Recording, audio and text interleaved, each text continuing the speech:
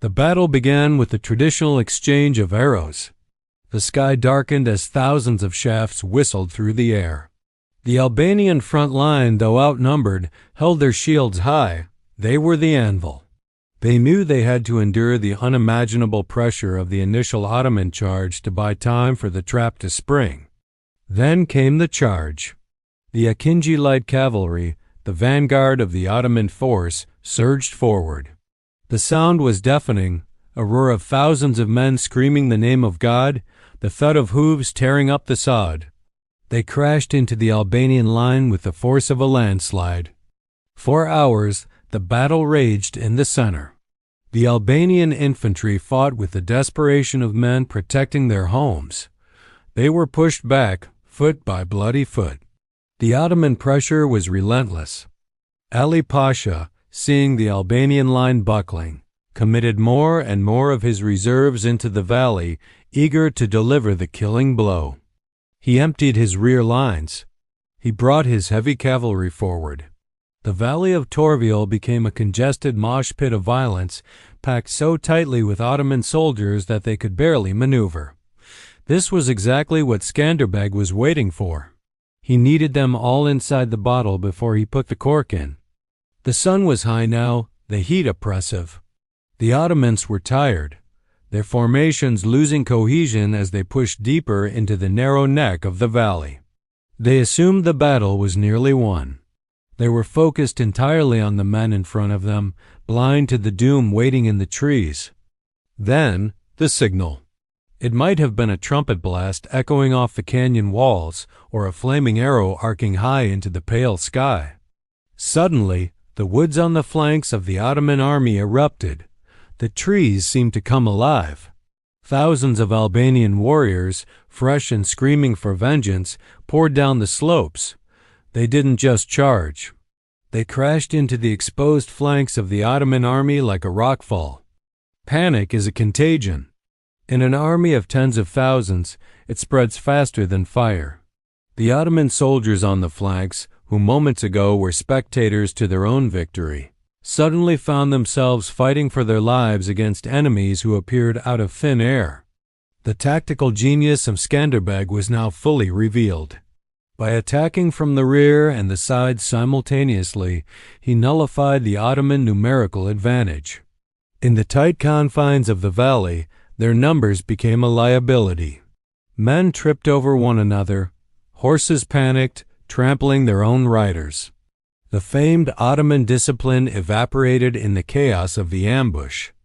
Ali Pasha, watching from his command post, must have felt the blood drain from his face. He watched his grand formation collapse inward. The hunters had become the prey. He tried to rally his janissaries, his elite guard, to stabilize the line, but the momentum was unstoppable. The Albanians fought with a ferocity that terrified the invaders. They were using the terrain to slice through the Ottoman ranks, separating units, isolating commanders, and butchering them in the confusion. The 4,000 visible men in the center, seeing their brothers attack from the hills, found a second wind. They surged forward, turning the Ottoman retreat into a rout. The slaughter continued until dusk. The valley floor was slick with gore. The mighty Ottoman army, the conquerors of nations, broke and fled, but there was nowhere to run. The river blocked one escape. The mountains blocked the others. It was a massacre. By the time night fell, the silence that returned to Torvi was heavier than the morning mist. It was the silence of the dead. Thousands of Ottoman soldiers lay slain. Their camp, rich with loot, gold, and supplies, fell into Albanian hands. Ali Pasha barely escaped with his life, fleeing back to the Sultan with the ashes of his army and the story of a devil in the mountains. The victory at Torvi sent a shockwave through Europe.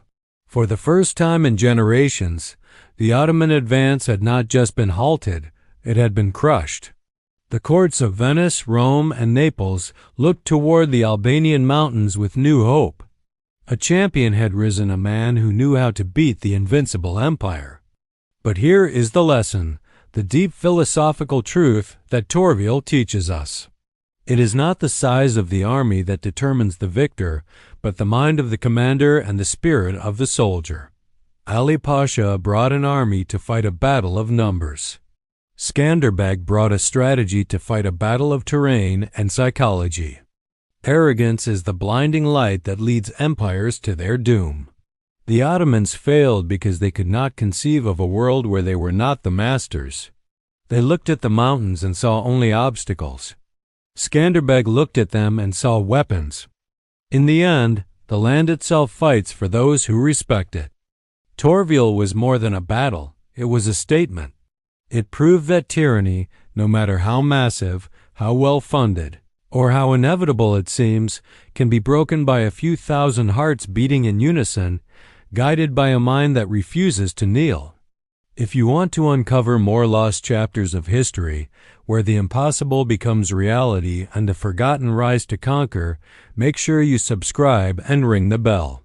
We are just scratching the surface of the legends hidden in the mist of time. The air in the valley of Torvil does not smell like a summer morning.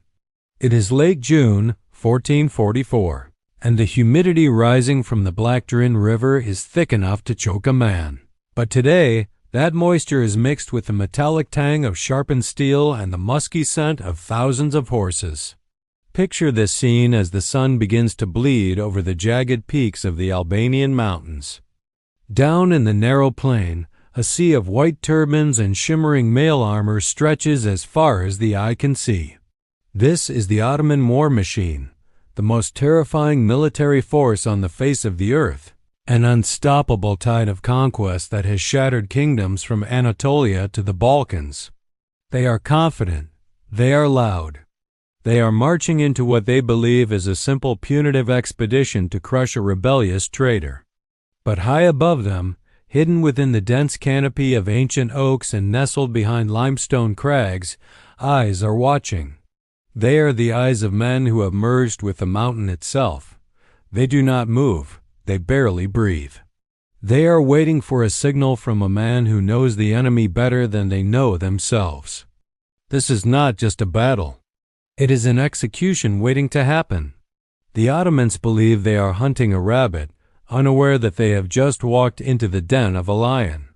By the time the sun hits its zenith, this valley will be transformed from a lush green passage into a slaughterhouse of mud and blood. Welcome to the Battle of Torvil, the day the mountains themselves seem to take up arms against the invader. To understand why this massacre occurred, we must first understand the rage that fueled it. The Ottoman Sultan Murad II was a man unaccustomed to betrayal, especially from those he had raised as his own. And the man waiting in those mountains was no ordinary rebel. He was George Castrioti, known to the world as Skanderbeg. Taken as a child hostage by the Ottomans, raised in the military academy of Edirne, and trained in the elite arts of war, Skanderbeg had served the Sultan for 20 years. He was a general of the empire, a Sanjak Bey, a man who had spilled Christian blood for the glory of the Crescent, but the blood of the eagle still ran in his veins. In 1443, he had defected, reclaiming his father's fortress in Kruyu and raising the banner of rebellion. For the Sultan, this was not just a strategic loss. It was a personal insult. A poisonous viper he had nursed at his own breast had bitten him. The response was immediate and overwhelming. The Sultan dispatched one of his most seasoned commanders, Ali Pasha, with a massive army to crush the uprising before it could spread like a plague through the Balkans. Chroniclers of the time speak of the Ottoman force as a swarm of locusts, numbering anywhere from 25,000 to an overwhelming 100,000 depending on the source, but regardless of the specific digit, they vastly outnumbered the Albanian defenders. They brought with them the elite janissaries, the thunderous Akinji cavalry, and the logistics to grind the Albanian resistance into dust. Ali Pasha was no fool. He was a veteran of the Hungarian campaigns, a man who understood the geometry of war. He knew that Skanderbeg was a master of ambush, yet Ali Pasha had sheer numbers on his side. He believed that the weight of his army would simply suffocate the rebellion. He marched his forces through the rebel lands, burning villages and salting fields, expecting Skanderbeg to retreat into the highest peaks. But here is what the chronicles often gloss over. Skanderbeg wanted Ali Pasha to feel confident. He needed the Ottoman commander to believe that the Albanians were terrified, scattered, and retreating. Skanderbeg was playing a psychological game, using his intimate knowledge of Ottoman arrogance as a weapon more potent than any sword. He chose the battlefield of Torvi specifically for its deception. It was a narrow plain in the lower Diber region, bordered by steep, wooded hills and the river. To an outsider, it looked like a trap for the defender, a place where a small army could be pinned down and annihilated. Skanderbeg knew Ali Pasha would see it this way. He knew the Pasha would see the plain as a perfect killing ground for his superior cavalry. And so Skanderbeg laid the bait. He deployed a portion of his army, perhaps only 4,000 to 6,000 visible men, at the bottom of the valley. To the Ottoman scouts, this looked like a desperate last stand, a foolish attempt to hold a line against a tidal wave. Ali Pasha took the bait hook, line, and sinker.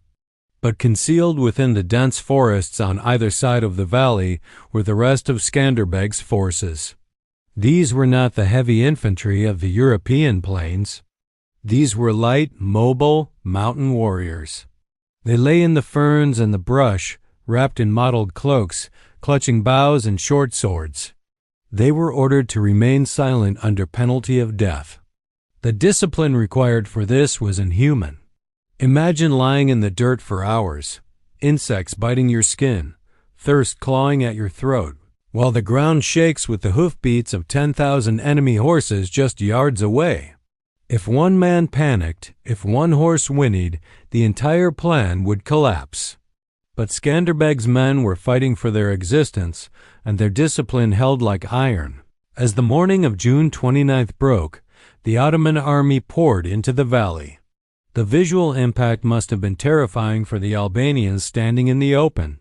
The Ottomans were a kaleidoscope of color and steel, their military bands playing thunderous, rhythmic drums meant to induce panic in the enemy.